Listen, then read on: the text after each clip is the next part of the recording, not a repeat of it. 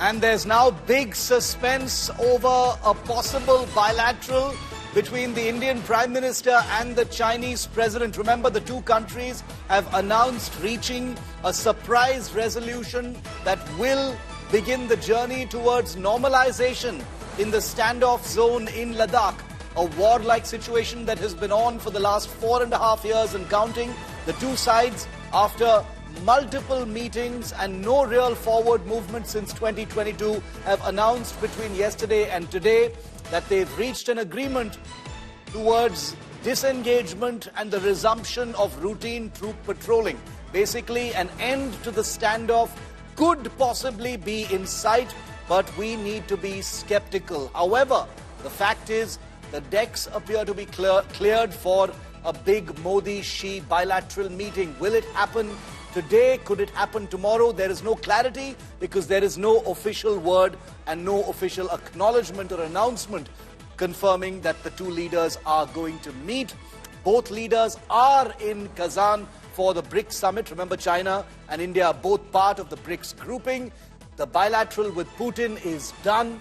Will there be a meeting between Prime Minister Modi and Xi Jinping? Let's find out. India Today's Gaurav Sawant is on the ground in Kazan, the only Indian journalist reporting for mainstream media from the ground in Kazan. Gaurav, it is the big question. The Modi-Putin bilateral is done. Very much on expected lines. Two old friends, with their third meeting just so far this year, establishing for the entire world that India has a foreign policy that is very much its own. But all eyes now, Gaurav, on that very, very big question. Are Modi and Xi Jinping going to be meeting next? Both leaders are in Kazan, where you are right now. But both sides have been extremely tight-lipped, Gaurav, about whether they're going to meet and, more importantly, when they're going to meet. Shiv, there is tremendous expectation, there is tremendous enthusiasm that yes, the two would be meeting is most likely is the word here. Scheduling, we are told, is an issue. An effort was being made to find some time perhaps later today. But we are told that both sides have found it very tough to schedule it today.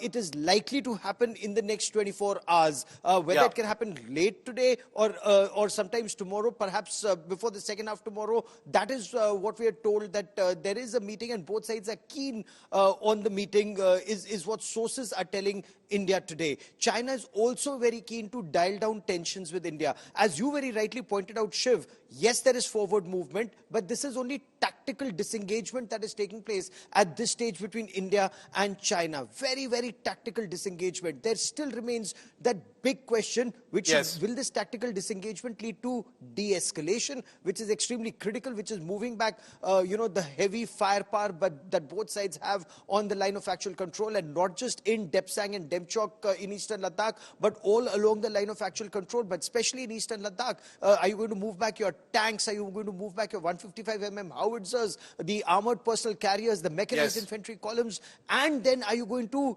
disengage and then de-induct those troops, send them back to their peacetime location? That is of tremendous importance, so that there is no situation where the two sides could once again amass troops very quickly. Shiv, as you know better than others, China is able to mobilize troops very quickly and get them to their borders. India is improving infrastructure, but may still take some time. So those are issues that India is very, very cagey about. With China, you may want to trust them, but you have to verify everything, because you don't want to go by what China says. You want to very clearly see what China does on ground, verify it before you take the next step. And that is how India is moving forward, with tremendous caution this time. So yes, a meeting is likely. Perhaps in the next 12 to 24 hours, that meeting could take place.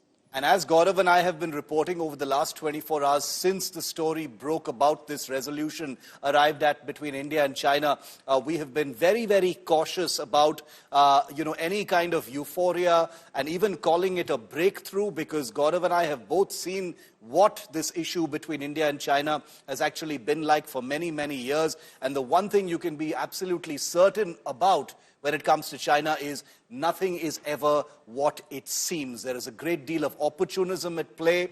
China, as Gaurav rightly pointed out, has been unusually conciliatory in the last few months, but there is a good reason for that. It's not out of any kind of generosity or munificence. All countries work for their own interests first, and that's not a bad thing, but India has learned a great deal about China and dealing with China. There is no room for emotions when it comes to dealing with China.